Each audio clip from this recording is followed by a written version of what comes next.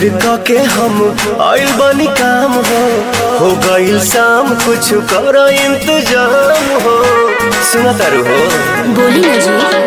हाँ। दिन भर के हम आइल बनी काम हो गइल शाम कुछ कर इंतजाम हो।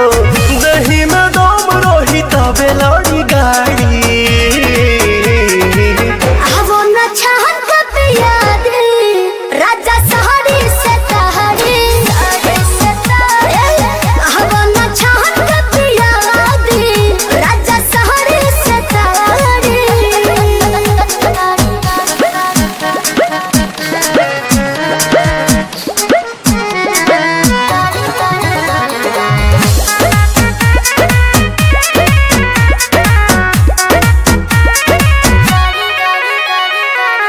देर न लगाव तानी हाली कहरा बिल्कुल करे।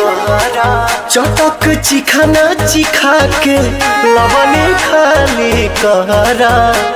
ए राजा जी वही खमडोइया छोटोइया बिछा दी हो तपसे लबा